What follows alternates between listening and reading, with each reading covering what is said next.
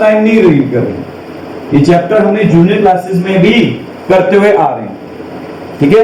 और +1 क्लास में भी आएगा, हाँ +2 क्लास में नहीं निकल के आएगा, लेकिन स्टैटिस्टिक्स चैप्टर बड़ा इंपॉर्टेंट निकल के आता है।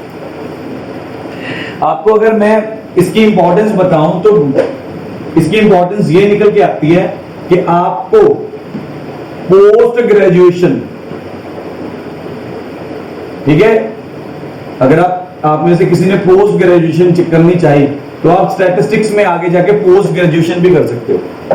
मींस इसकी इंपॉर्टेंस ये निकल के आ रही है, यहां पर भले ही ये एक चैप्टर की फॉर्म के निकल के अंदर आ रहा है, आगे जाके ये एक सब्जेक्ट बनता है और उससे आगे जाके ये पूरी एक डिग्री बन जाती है, ठीक है। मास्टर्स डिग्री इन स्टैटिस्टिक्स निकल के आती है पोस्ट ग्रेजुएशन में, तो वहां पर स्टैटिकल डाटा के बारे में हमें पता चलना चाहिए, ठीक है।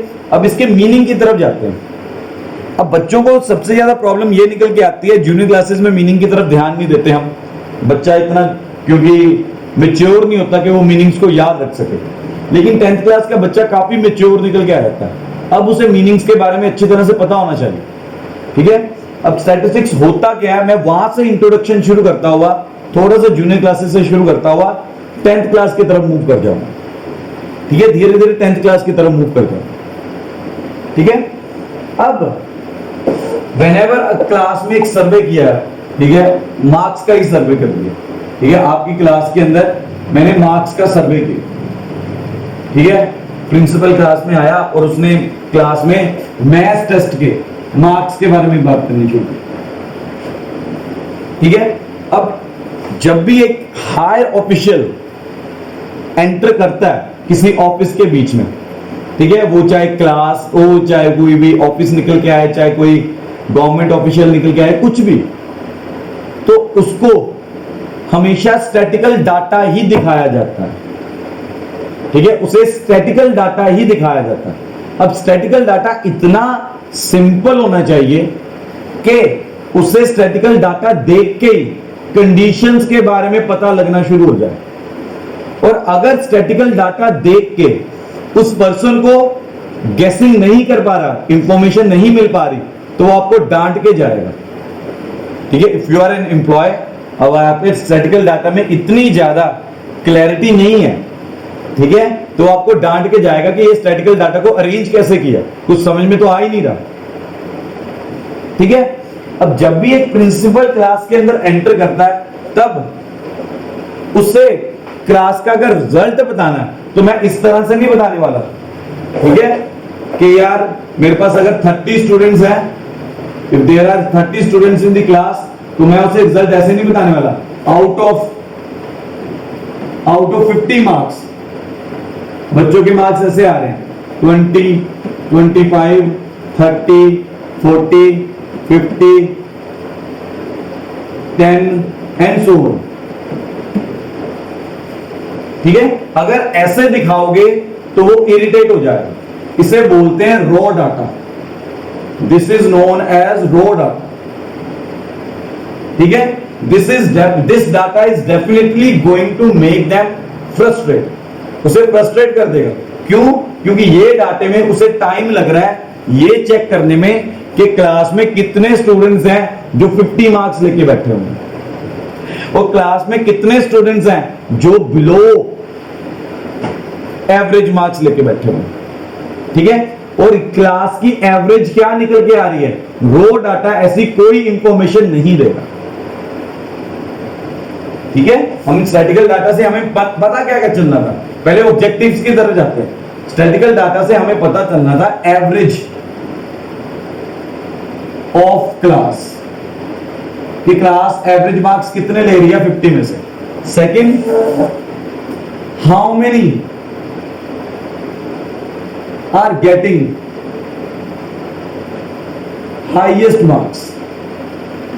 Third, how many are below average. ये सारी और भी बड़ा कुछ पता चलना था, पर मेन मोटिव मैंने बता दिया कि ऑब्जेक्टिव क्या निकल के आ रहा। अब रॉ डाटा इनमें से एक भी ऑब्जेक्ट पूरा नहीं कर रहा, रॉ डाटा मेरा एक भी ऑब्जेक्टिव ठीक है, इन तीनों में से मैंने रैंडमली 3 बड़े ऑब्जेक्टिव ले लिए, हालांकि ऑब्जेक्टिव ज्यादा निकल के आ सकते हैं इसमें।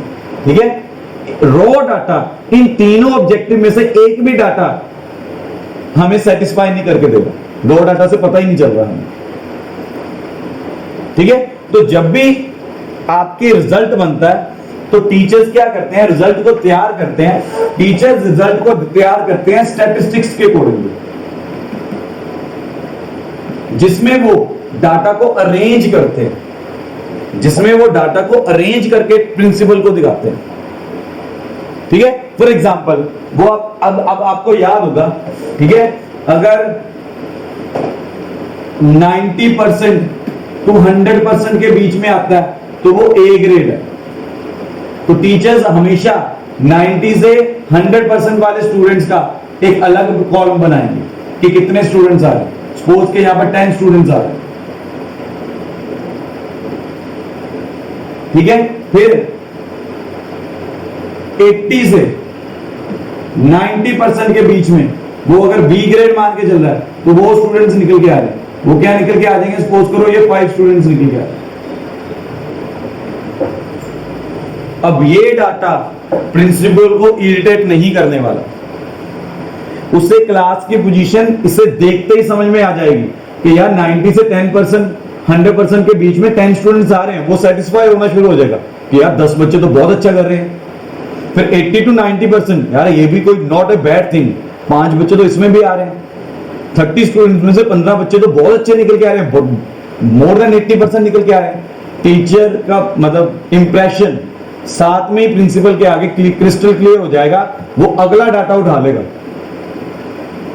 और अगर रॉ डाटा उसके सामने रखा जाएगा तो यहां पर वो इरिटेट हो जाएगा, उसे बहुत टाइम लगेगा, खुद ढूंढना पड़ेगा उसे, तो वहां पर वो इरिटेट होगा। So this is the importance कि why we required to study this stuff. हमें ये ढूंढना क्यों पड़ रहा है, हमें ये स्टडी करना क्यों पड़ रहा है, दिस इज द इंपॉर्टेंस। ठीक है, ये तो बड़ी लोअर लेवल के ऊपर हमने ये इंपॉर्टेंस लेके चलते हैं। ठीक है, और अगर मैं हायर लेवल के ऊपर लेके चलूं, फॉर एग्जांपल अगर एक मैंने ना सर्वे देखा अभी सिंगापुर यूनिवर्सिटी ने किया, सिंगापुर यूनिवर्सिटी ने जो है कोविड के ऊपर एक सर्वे किया। ठीक है, आर्टिफिशियल इंटेलिजेंस की हेल्प के साथ करवाया गया था। ठीक है, आर्टिफिशियल इंटेलिजेंस मतलब कंप्यूटर की हेल्प के साथ करवाया गया। ठीक है, मतलब किसी कंप्यूटर ने ये सारा स्टैटिकल डाटा जो है अरेंज करके दिया, एक पर्सन ने नहीं अरेंज किया, हमारे पास सॉफ्टवेयर आ गए हैं, तो उसने वो स्टैटिकल डाटा जो है अब तैयार किया, हमने फीड किया वो स्टैटिकल डाटा। ठीक है, उसके अकॉर्डिंगली, ठीक है, उस डाटा के अकॉर्डिंगली सितंबर में, ठीक है, देयर आर चांसेस कि सितंबर तक जो है ये कोविड खत्म हो जाएगा, एलिमिनेट हो जाएगा।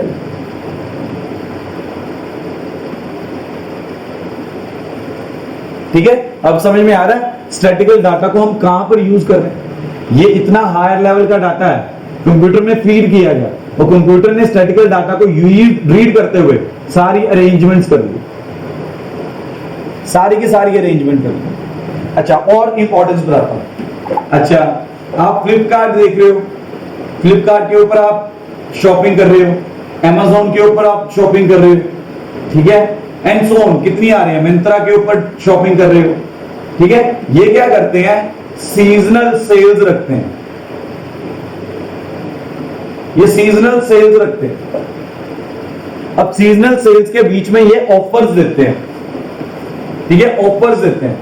अब ये सारा सीजन या ऑफर्स ये पूरा प्लान होता है स्टैटिकल डाटा की हेल्प के साथ। ये स्टैटिकल डाटा की हेल्प के साथ ही अरेंज करते हैं कि यार कौन सा दिन ऐसा उठाना पड़ेगा, कौन सा दिन ऐसा उठाएंगे जहां पर मैक्सिमम बच्चे, मैक्सिमम लोग ऑनलाइन होंगे। अच्छा, ऐसा कौन सा प्रोडक्ट उन्हें प्रोवाइड करें तो वो खरीदेंगे ही खरीदेंगे। ठीक है, अच्छा, जो प्रोडक्ट वो खरीदना चाहते हैं इन दिनों में, उसके ऊपर मिनिमम कितना ऑफर रखेंगे या मैक्सिमम कितना ऑफर रखेंगे, हमें इतना प्रॉफिट मिले और हमारी सेल ज्यादा से ज्यादा निकल के आए। ये सारा एक कॉम्प्लेक्स ठीक है, मैं ये सारा ये बोल के चलता हूं, this is the complex statistical data. ये कोई बच्चा नहीं कर सकता। 10th क्लास के बच्चे को अगर बोल दोगे हाँ स्टैटिस्टिक्स पढ़ने के बाद ये डाटा देख लो, नहीं, ये हाई लेवल के स्टैटिकल डाटा निकल के आते हैं। सो this is the importance of statistics.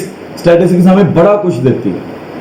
हमारी जो ये कह लो कि अलग अलग कंट्रीज की जो है पॉपुलेशन की काउंटिंग होती है, उसे सेंसस बोलते हैं। सेंसस के बीच में वो सारा डाटा स्टैटिकली ऑर्डर में अरेंज किया जाता है बाद में, जो भी लगते हैं। ठीक है, सो दिस इज द इंपॉर्टेंस। तो मेरा अब 10th क्लास की तरफ मैं मूव कर रहा हूं। ये इंपॉर्टेंस पता चल गई स्टैटिस्टिक्स की। अब मैं 10th क्लास की तरफ मूव कर रहा हूं। अब स्टैटिस्टिक्स के बीच में हमारे पास कुछ स्टेप्स निकल के आते हैं, या कह लो कुछ मेथड्स निकल के आते हैं। उनमें एक मेथड निकल के आता है स्टैटिकल मेथड्स। सबसे पहला मेथड निकल के आता है मीन और एवरेज। मीन और एवरेज का मेथड निकल रहा है। ठीक है, अब जैसे जैसे क्लासेस बढ़ती जाएंगी आपके मेथड्स इंक्रीज होते जाएंगे स्टैटिकल डाटा के लिए। अब कोई भी एक डाटा है, ठीक है, अगर उस डाटा का मीन निकाल दिया जाए तो वो डाटा हमें काफी कुछ बताना शुरू कर देता है। वो डाटा हमें काफी कुछ बताना शुरू कर देता है। ठीक है, अब मीन हमें क्या क्या इंफॉर्मेशन प्रोवाइड करता है स्टैटिस्टिक्स में, ठीक है, उसकी हेल्प के साथ, ठीक है, हम काफी कुछ पता लगा लेते हैं। अब मीन फाइंड कैसे करना है, यहां पर 10th क्लास में आपको मीन के मेथड्स बताए जाएंगे, how mean can be find. For example, जो 2011 की वर्ल्ड कप टीम निकल के आई थी ना, 2011 की इंडिया की वर्ल्ड कप टीम निकल के आई थी, ठीक है, उनमें जितने भी प्लेयर्स निकल के आ रहे थे, ऑल द प्लेयर्स, ठीक है, 16 प्लेयर्स होते हैं एक्स्ट्रास को मिला के, 16 प्लेयर्स निकल के आ रहे हैं। अब एवरेज एज ऑफ 16 प्लेयर्स वो क्या निकल के आ रही थी, बिलो 24 निकल के आ रही थी। ठीक है, average age of 16 players, average age 16 players की निकाल के वो क्या निकल के आ रही थी, लेस देन 24 निकल के आ रही थी। तो वर्ल्ड कप के अंदर इंडिया की टीम को यंगेस्ट टीम बोलना शुरू कर दिया था उन्होंने। यंगेस्ट टीम का टाइटल इंडिया को क्यों मिला था, एवरेज एज निकालने के बाद मिला था, क्योंकि बाकी जितनी भी टीम्स निकल के आ रही थी उनमें 16 प्लेयर्स की जो एवरेज निकल के आ रही थी वो मोर देन 24 निकल के आ रही होगी। तो इंडिया की सबसे कम निकल के आ रही थी, इसलिए इंडिया की टीम को यंगेस्ट टीम बोला गया था। इंडिया की टीम को यंगेस्ट टीम बोला गया था। तो एवरेज इंफॉर्मेशन, मतलब यहां पर एक मैंने एग्जांपल ली है, रियल लाइफ एग्जांपल ली है कि एवरेज हमें क्या क्या बता सकती है, एवरेज की हेल्प के साथ हमें पता क्या क्या चलता है। ठीक है, अब मीन या एवरेज, मीन का एवरेज का फॉर्मूला एक आप जूनियर क्लासेस में पढ़ के आए, मीन का फॉर्मूला 8th क्लास में पढ़ा होगा। ठीक है, मीन का फॉर्मूला होता है sum of observations divided by total number of observation, divided by total number of observation. ये ऑलरेडी मीन का फॉर्मूला हम पढ़ चुके हैं, ये ऑलरेडी आपका मीन का फॉर्मूला निकल के आ चुका है। ठीक है, जो आपके मार्क्स निकल के आते हैं ना, 6 सब्जेक्ट्स के मार्क्स निकल के आते हैं, ठीक है, उसमें भी आप मीन निकाल रहे हो, लेकिन इन परसेंटेज।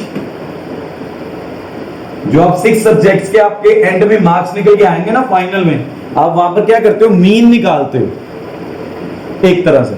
लेकिन वो वाला मीन, जो ये वाला मीन मैं निकाल रहा हूं, ठीक है, इसका मेथड अलग है, डिफरेंट मेथड है। और ये वाले मीन का मेथड डिफरेंट है।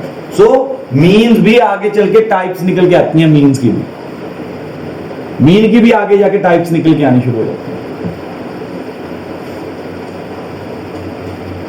क्लियर हो रही बात? ठीक है, तो मीन को रिप्रेजेंट किसके साथ किया जाता है? एक्स बार के साथ किया जाता है।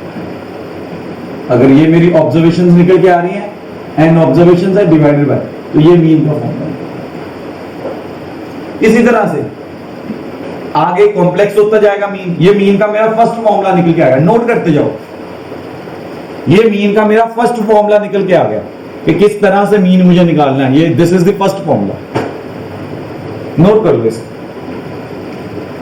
अच्छा, अगर मेरे पास ऑब्जर्वेशंस दी हुई हैं, ठीक है, ये मेरी ऑब्जर्वेशंस आ रही हैं और ये मेरी फ्रीक्वेंसी निकल के आ रही है। फ्रीक्वेंसी क्या होता है? फ्रीक्वेंसी ये होता है, फॉर एग्जांपल क्लास में अगर 30 स्टूडेंट्स हैं, 50 मार्क्स का एग्जाम हुआ, यार 50 में से 50 कितने स्टूडेंट्स के आ रहे हैं? ठीक है, कितने स्टूडेंट्स के आ रहे हैं, that is known as frequency. Frequency को मैं कैसे हिंदी में बोल सकता हूं? कितने स्टूडेंट्स के मार्क्स 50 आ रहे हैं, ठीक है, कितने रिप्रेजेंट्स द फ्रीक्वेंसी। ठीक है, सो अगर मेरी पहली ऑब्जर्वेशन, ठीक है, अगर मेरी पहली ऑब्जर्वेशन की फ्रीक्वेंसी f1 है, मतलब f1 टाइम्स वो रिपीट हुई है, ठीक है, तो उसकी ऑब्जर्वेशन f1 आ रही है। ठीक है, ये x1 मान लिया। x2 की अगर मैं मान के चलता हूं फ्रीक्वेंसी f2, इसी तरह से f3 की मान के चलता हूं f3 and so on. xn की अगर मैं मान के चलता हूं fn। ये फ्रीक्वेंसीज निकल के आ रही है, सभी की फ्रीक्वेंसीज निकल के आ रही है। ठीक है, साथ में हम एक एग्जांपल भी ले लेते हैं। सपोज करो 50 मार्क्स का एग्जाम हुआ और 20 स्टूडेंट्स हैं मेरे पास। ठीक है, 50 में से 50, यहां पर आगे मार्क्स, यहां पर नंबर ऑफ स्टूडेंट्स। ये नंबर ऑफ स्टूडेंट्स मेरा क्या रिप्रेजेंट कर रहे हैं? फ्रीक्वेंसी को रिप्रेजेंट कर रहे हैं। नंबर ऑफ स्टूडेंट्स मेरे किसे रिप्रेजेंट कर रहे हैं? फ्रीक्वेंसी को रिप्रेजेंट कर रहे हैं। ठीक है, और अगर मार्क्स आ रहे हैं 50, वो करो कुछ बच्चों के मार्क्स आ रहे हैं 50, कितने बच्चों के 50 मार्क्स आ रहे हैं? 2 स्टूडेंट्स के मार्क्स आ रहे हैं 50, 2 स्टूडेंट्स के मार्क्स आ रहे हैं 50।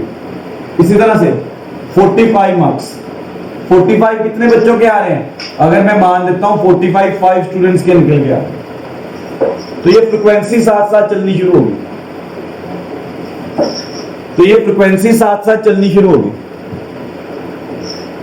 ठीक है, अब ये फ्रीक्वेंसी तब तक चलेगी, अब ये फ्रीक्वेंसी का टोटल जो निकल के आएगा वो 20 निकल के आना चाहिए। जब भी ये फ्रीक्वेंसी का आप टोटल करोगे, इसका टोटल जो निकल के आएगा, यहां पर ये टोटल निकल के आएगा, वो हमेशा क्या निकल के आएगा? 20 के इक्वल निकल के आएगा। ये 20 के इक्वल निकल के आएगा। तो सम ऑफ ऑब्जर्वेशंस कैसे निकालनी है इसमें? सम ऑफ ऑब्जर्वेशंस इसमें कैसे निकल के आएंगे? Sum of observations, sum of observations आएंगी। सपोज करो अब ये 50 मार्क्स कितने बच्चों के आ रहे हैं? 2 स्टूडेंट्स के आ रहे हैं, तो ये कैसे निकल के आएगा? सम ऑफ ऑब्जर्व 50 इंटू 2। इसी तरह से 45 इंटू 5। ठीक है, और अगर इसकी टर्म्स में मुझे बताना, इनकी टर्म्स में मुझे बताना, तो सम ऑफ ऑब्जर्वेशन कैसे निकल के आएगी? x1 into f1 plus x2 into f2 and so on xn into fn divided by, ठीक है, अभी रुक जाओ, ठीक है, तो total number of observations, total number of observations, total number of observations मेरे पास निकल के आ रही हैं। सारी फ्रीक्वेंसीज को उठा के ऐड कर दो।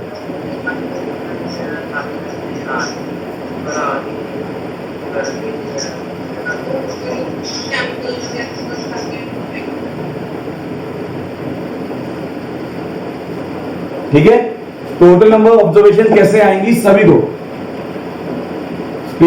अपने स्पीकर ना बंद रखो, नहीं तो मैं रिमूव कर दूंगा। मैंने अभी एक बच्चा रिमूव कर दिया, क्योंकि बार बार नहीं बोला जाएगा यार स्पीकर बंद करो, स्पीकर बंद करो। और जिस किसी का भी स्पीकर ऑन होता है वो एकदम से ऊपर आ जाता है उसका नाम। ठीक है, तो एवरेज कैसे निकालेंगे? एवरेज और मीन। एवरेज और मीन कैसे निकलेगा? सम ऑफ ऑब्जर्वेशंस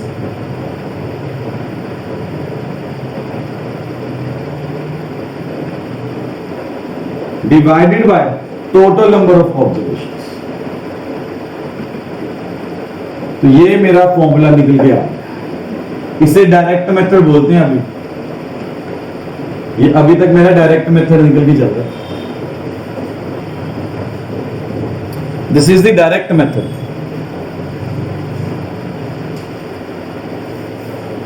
ठीक है, एक सम करते हैं डायरेक्ट मेथड के ऊपर, अभी क्लियर हो जाएगी बात। ठीक है, तो मेरे पास यहां पर क्वेश्चन निकल के आ रहा है, फाइंड मीन। ठीक है, तो ऑब्जर्वेशंस निकल के आ रही है 4, 6, 9, 10, 15। फ्रीक्वेंसी निकल के आ रही है 5, 10, 10, 7, 8। तो हमें यहां पर मीन निकालना है। ठीक है, अब इसका सॉल्यूशन कैसे करूंगा? अब याद रख लो, पीछे जो रिजल्ट बताया ये वाला यूज होना है इसमें। ठीक है, क्या हो रहा है? ये ऑब्जर्वेशंस निकल के आ रही हैं, ये फ्रीक्वेंसीज निकल के आ रही हैं। यहां पर भी ये ऑब्जर्वेशंस निकल के आ रही हैं, ये फ्रीक्वेंसीज निकल के आ रही हैं। ठीक है, तो xi ये fi यहां पर रखा 4, 6, 9, 10, 15, 5, 10, 10, 7, 8। ठीक है, थोड़ा सा ना टाइट करके।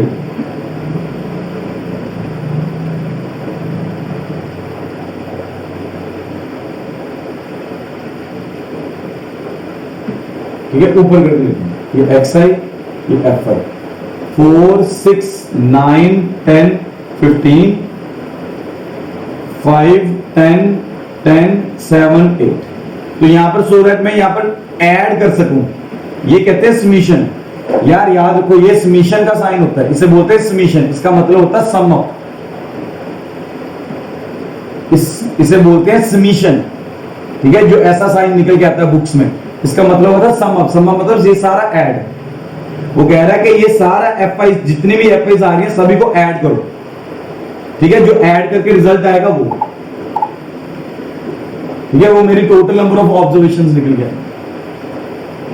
That will be my total number of observations. ठीक है, अब ऐड करके देखो आप। अब अगर आप ऐड करके देखोगे तो ये क्या निकल के आ रहा? 40 निकल गया। ऐड करके देखो, ये 40 निकल गया। अब मैंने क्या बोला था? अकॉर्डिंग टू फॉर्मूला ये आपस में क्या हो रही है? मल्टीप्लाई। ये देखिए, ये आपस में क्या हो रहा है? मल्टीप्लाई।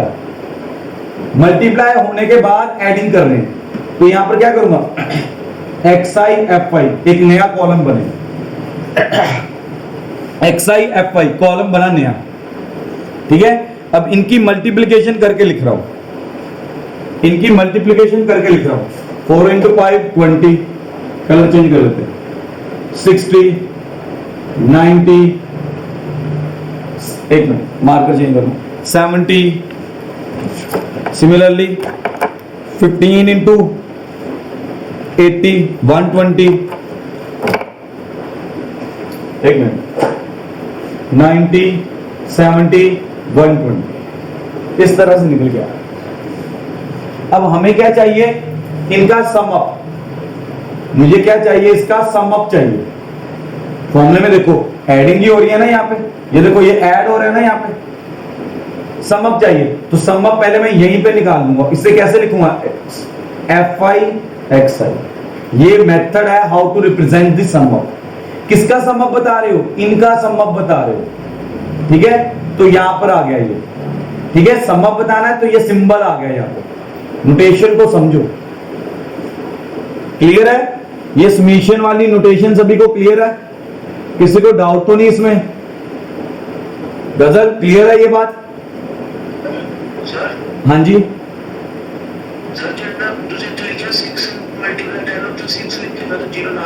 और लिखा हो ठीक है, समझ में आ गया भव्य बात की?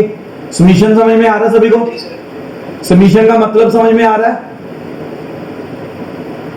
चलो, अब जब मीन निकालना है, ये रब कर रहा हूं यहां पे, ये मीनिंग समझा रहा है, ठीक है?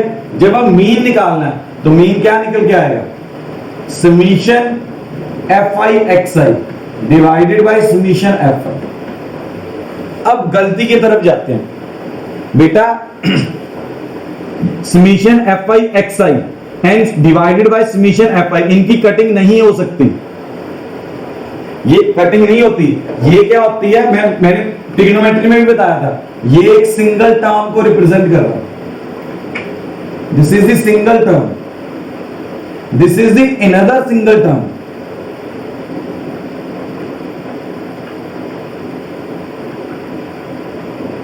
This is the another single term, ठीक है? बात को ध्यान से समझो, इस बात को थोड़ा सा ध्यान से समझो, आपको क्लियर होगी ये बात, ठीक है? एक मिनट, ये बात को समझो ध्यान से। जब आप मीन में लिखते हो summation F I x I divided by summation F I, तो इनकी कटिंग नहीं कर सकते आप, क्योंकि ये सिंगल टर्म है, ऊपर वाली सिंगल टर्म है, नीचे वाली अनदर सिंगल टर्म है, ठीक है? जब भी सिंगल टर्म्स आती हैं मैथ्स में, वो आपस में मल्टीप्लाई नहीं, जब दो टर्म्स मल्टीप्लाई हो रही हो, एफ आई एक्स आई, यहां पर अब ये सिंगल टर्म बन चुका है, this is a single term. Remember one thing, अगर दो नंबर्स मल्टीप्लाई में आ रहे हैं डिवाइड में, तब कटिंग होती है, यहां पर कटिंग नहीं हो सकती।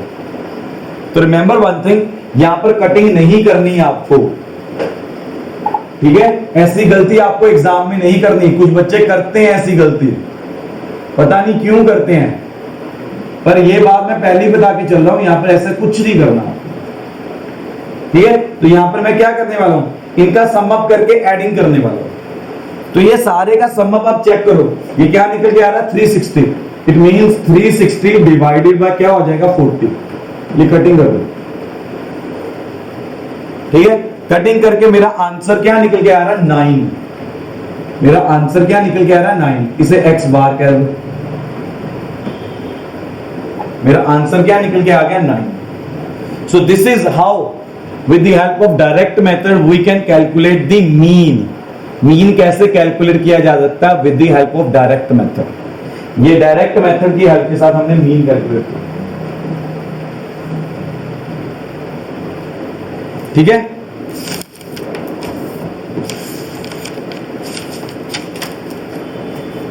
अब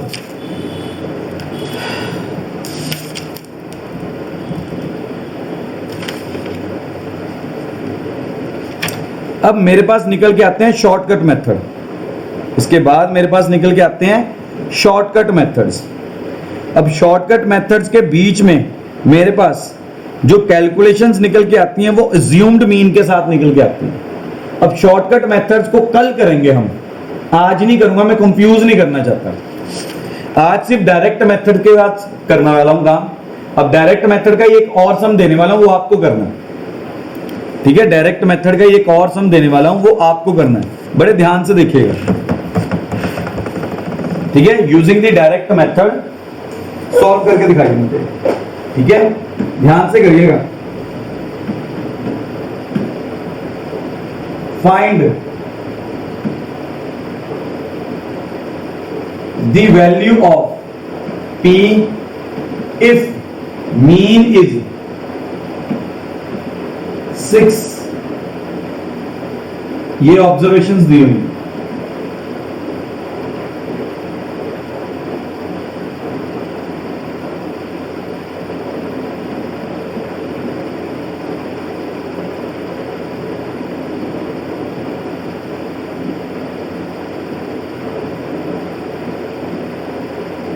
अब ये ऐसे क्वेश्चंस एमसीक्यूज में आते हैं बहुत ज्यादा,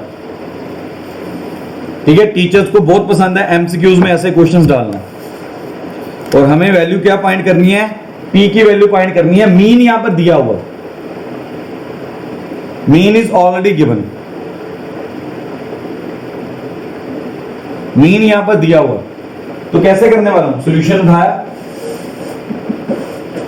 ये xi, ये fi, x की वैल्यूज लिख ली 2 4 6 10 p प्लस 5, f की वैल्यू लिख ली 3 2 3 1 2। ठीक है, अगला कॉलम क्या आना था, इन दोनों को मल्टीप्लाई करके, इन दोनों को मल्टीप्लाई करके अब इसको मल्टीप्लाई कर रहा हूं इसके साथ 6, इसको मल्टीप्लाई कर रहा हूं इसके साथ, इसको मल्टीप्लाई कर रहा हूं इसके साथ, इसको मल्टीप्लाई कर रहा हूं इसके साथ, अब इसको 2 into 5 plus 2 into 5 plus p।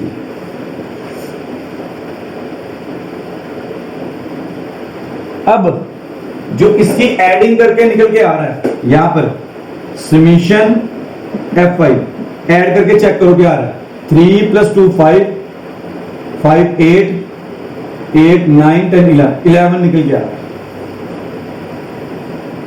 क्या निकल के आ रहा है, 11 निकल के आ रहा है। सिमिलरली अब इसकी भी एडिंग करूंगा, ठीक है, इसकी भी एडिंग कर रहा हूं, समीशन f5 xi। अब एडिंग करते हैं ना, जब आप में से हैं काफी बच्चे ऐसे, ठीक है, जब इसकी एडिंग कर रहे हैं तो वो क्या करते हैं, अब मैं यहां पर शो कर रहा हूं गलती बताने की कोशिश कर रहा हूं। फॉर एग्जांपल जो ये 2p प्लस 10 आ रहा है, ये ब्रैकेट ओपन करके, वो क्या करते हैं बच्चे, इसे ऐड करके 12p लिख देते हैं। This is wrong. 10th class में भी बच्चा ये गलती करता है, ठीक है।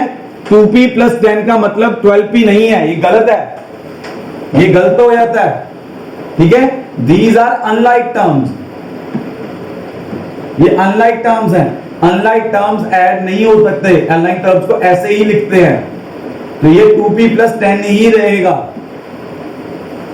ठीक है। अब जो बच्चे ऐसी गलती करते हैं, नेक्स्ट टाइम ऐसी गलती होनी नहीं चाहिए। मैं आपको आपकी गलती बता के चल रहा हूं, ठीक है, मैं आपको आपकी गलती बता के ही चल रहा हूं आगे, ठीक है, कि आप ऐसी एडिंग नहीं कर सकते। आपके बीच में भी होंगे कुछ ना कुछ बच्चे, हर बार हर सेशन में होते हैं ऐसे बच्चे। तो please remember this thing, like terms के साथ ही ऐड होती हैं, अनलाइक टर्म्स के साथ नहीं ऐड होती। वो मैं अब लाइक और अनलाइक के चक्कर के बीच में नहीं पढ़ना चाहता अभी। तो यहां पर सारा ऐड करिए, 14 प्लस 10 24 प्लस 18, ये ऐड करके देखो क्या आ रहा है, 12 1 ऊपर 4, अब ये आ रहा है साथ में 2p प्लस 10, ये साथ लास्ट वाली टर्म, तो इसे ऐड करोगे 52 प्लस 2p, मतलब ये सारा ऐड होके क्या बन रहा है, 52 प्लस 2p। अब 2p को मैं 52 में ऐड नहीं करने वाला, अदरवाइज वो 54p बन जाएगा, ठीक है, उसे अलग रखने वाला। तो क्या निकल के आने वाला है यहां, ठीक है। तो यहां पर मीन ऑलरेडी गिवन है, मुझे मीन गिवन है, मीन का फॉर्मूला मुझे आता है, with the help of that मैं यहां से कैलकुलेट कर दूंगा। तो मीन क्या गिवन है, mean is equal to 6 given है, उसका फॉर्मूला आएगा summation f5 xi divided by summation f5 is equal to 6, ये हो गया 52 plus 2p divided by 11, divided by 11। अब यहां से with the help of this मैं p की वैल्यू कैलकुलेट कर सकता हूं। कैसे कैलकुलेट करूंगा, 52 प्लस 2p, 11 उधर जाके क्या हो गया, मल्टीप्लाई, तो 52 plus 2p is equal to 66, 2p is equal to 66 minus 52, ये आपको अच्छी तरह से निकालना, ठीक है। तो ये क्या निकल के आ रहा है, 14, p यहां से निकल के आ गया 7। This is my answer, this is my answer. अब ऐसे क्वेश्चंस आपको लग जरूर रहा होगा कि लेंथियां, पर ये एमसीक्यूज में आते हैं, याद रखिएगा। अब फर्स्ट टाइम अभी कैलकुलेशन आपकी स्लो होगी, धीरे धीरे आपकी कैलकुलेशन इतनी फास्ट हो जाएगी तो आप ऑरली करना शुरू कर दोगे। ये प्रैक्टिस के साथ आपकी कैलकुलेशंस बढ़ती जाएंगी, प्रैक्टिस के साथ आपकी कैलकुलेशंस में इंक्रीमेंट होता जाएगा, ठीक है। अच्छा, अब नेक्स्ट क्वेश्चन जो मेरा निकल के आ रहा है इसके जैसा ही निकल के आएगा, मिलता जुलता क्वेश्चन है।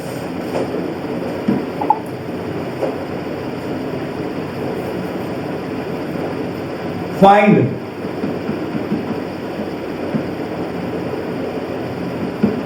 Missing frequency,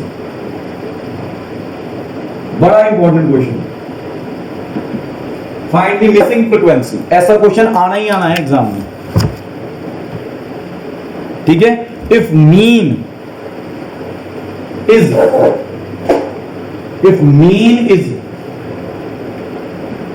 1.46, find the missing frequency if the mean is 1.46, ठीक है। तो कैसे निकल के आ रहा है मेरा x, वो निकल के आएगा 0 1 2 3 4 5, फ्रीक्वेंसी वो आ रही है 46, यहां पे क्वेश्चन मार्क, यहां पर भी क्वेश्चन मार्क, ये मिसिंग फ्रीक्वेंसीज आ रही। बट दिस टाइम फ्रीक्वेंसीज का टोटल दिया हुआ मुझे क्वेश्चन के बीच में, फ्रीक्वेंसीज का टोटल दिया हुआ मुझे, ठीक है। दिस टाइम फ्रीक्वेंसीज का टोटल इज ऑलरेडी गिवन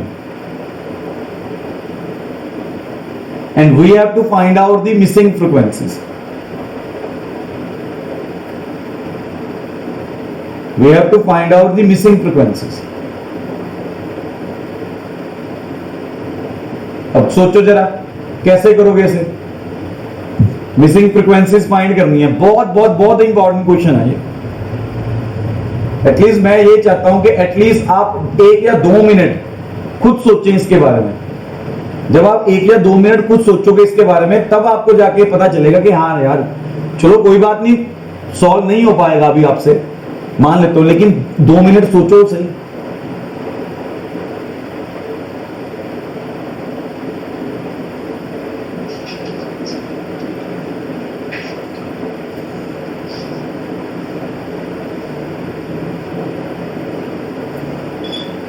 तो क्या करोगे इसमें,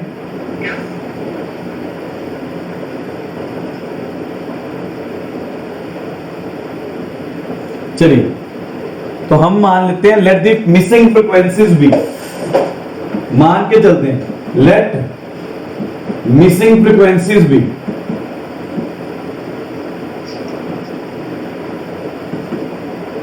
F1 एंड F2, F1 और F2 मान लिया मिसिंग फ्रीक्वेंसीज,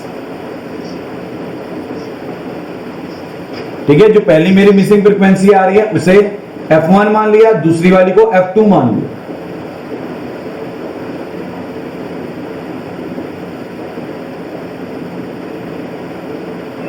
ये क्वेश्चन समझ के ही जाइएगा।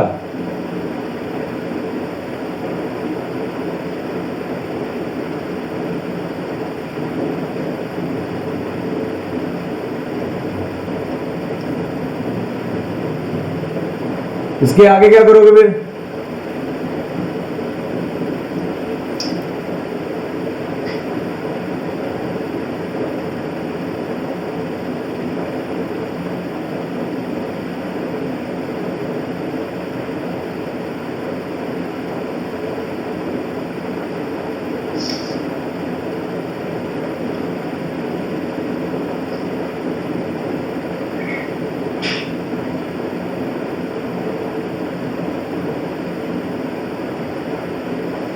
एक मिनट,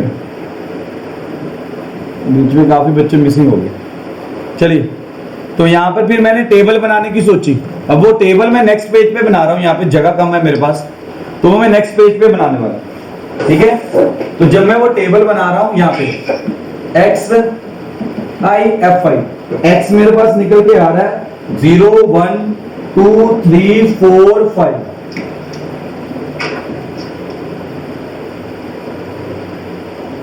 ठीक है।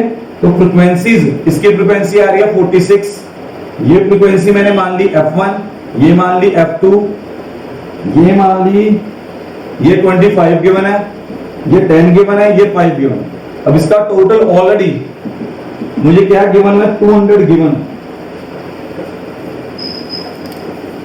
इसका टोटल मुझे ऑलरेडी गिवन है।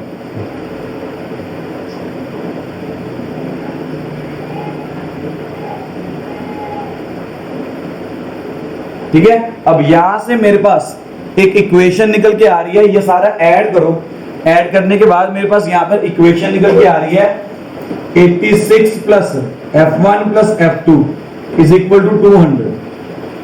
यहां से f1 plus f2 is equal to क्या निकल गया है, 200 माइनस 86। यहां पर क्या निकल गया है, f1 प्लस f2 200 माइनस 86। ठीक है, तो वो क्या निकल के आ रहा है, 114 आ रहा है। तो ऑलरेडी मेरे पास यहां पर एक इक्वेशन निकल के आ गई f1 और f2 की टर्म्स में। ठीक है, मैं रिपीट कर रहा हूं, जो मिसिंग फ्रीक्वेंसीज है उन्हें f1 और f2 माना, अगेन वो सारा प्रोसीजर वैसे ही कंटिन्यू कर दिया। अब समीशन fi ऑलरेडी मुझे 200 दिया हुआ, ये सारा ऐड करोगे, ऐड करने के बाद भी मेरे पास क्या निकल के आएगा, सेम आएगा, 86 plus f1 plus f2 is equal to 200। अब नेक्स्ट इन्हें मल्टीप्लाई करके लिख रहा हूं, xi fi, ये मल्टीप्लाई करके लिखना, मल्टीप्लाई करके 0 को मल्टीप्लाई करोगे तो 0 आएगा, ये f1 आया, ये 2f2 आया, इसको मल्टीप्लाई करूंगा तो 75 आएगा, 40 आएगा, 25 आएगा एंड सो ऑन। अब इसकी समीशन fi xi करनी, तो ये सारा निकल के आ रहा है 140 प्लस f1 प्लस 2f2। इस तरह से इक्वेशन तैयार करनी, इस तरह से इक्वेशंस तैयार कर लेंगे। मौलिक स्पीकर बंद करो यार।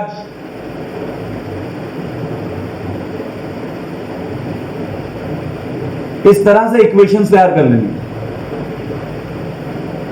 अब मीन क्या निकल के आ रहा है, इस सारे चक्कर के बीच में मीन मुझे ऑलरेडी गिवन है, 1 पॉइंट कितना गिवन था, 1.46। तो मीन का फॉर्मूला होता है summation fi xi divided by summation fi। तो यहां पर मैं इसकी वैल्यू पुट करने वाला हूं, 140 plus f1 plus 2f2 divided by, अब ये तो मुझे दिया ही हुआ है, 200 ऑलरेडी दिया हुआ क्वेश्चन के बीच में, तो ये 200 इज इक्वल टू 1.46 निकल गया, इज इक्वल टू 1.46 निकल गया। चेक कर लो जरा,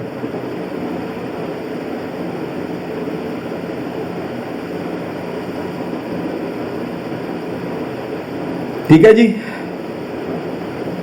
अब ये इक्वेशन को सॉल्व किया, ये इक्वेशन को उठा के सॉल्व किया, 200 उधर जाके 1.46 से साथ मल्टीप्लाई हो जाएगा।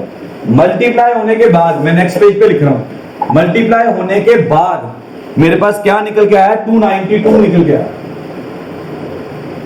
इज इक्वल टू, ये सारा ऐड किया, ठीक है, 140 प्लस f1 प्लस 2f, तो यहां से f1 plus 2f2 is equal to क्या आया, 140 माइनस 292 माइनस 140। तो f1 प्लस 2f2 मेरा किसके इक्वल निकल के आ रहा है, माइनस करने के बाद 152 के इक्वल निकल के आ रहा है। This is my second equation. अब मेरी फर्स्ट इक्वेशन ये निकल के आ चुकी है, सेकंड इक्वेशन ये, तो क्या करूंगा, सब्ट्रैक्टिंग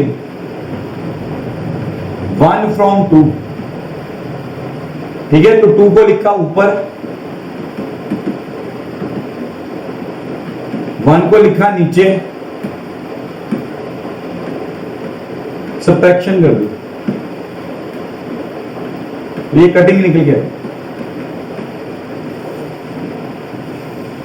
तो F2 मेरा निकल के आ रहा है 38। इसी तरह से F1 plus 38 is equal to 114, तो F1 मेरा निकल के आएगा यहां पर 76। F1 मेरा निकल के आ रहा है यहां पर 76। So these are very important questions, बड़े बड़े इंपॉर्टेंट क्वेश्चंस हैं ये, और ऐसा क्वेश्चन एग्जाम में आना ही आना है, 110% है। ध्यान से सोचते हैं, सारे सॉल्यूशन को दोबारा देखते हैं। Find the missing frequencies, mean दिया हुआ है, जो मिसिंग फ्रीक्वेंसीज है मैंने उसे मान लिया F1 और F2, ठीक है।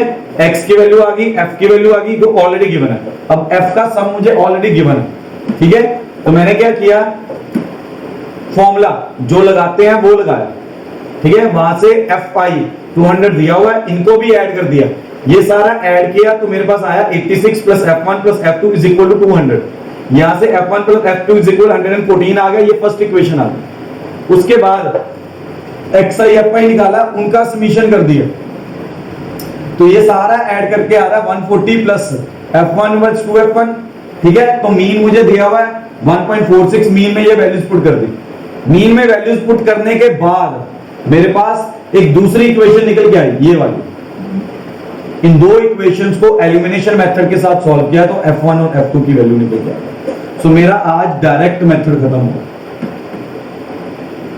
This is according to the direct method, ये डायरेक्ट मेथड से आप निकल के आए, ठीक है। कल आगे बढ़ेंगे, सेम टाइम है कल का 7 o'clock इन द मॉर्निंग।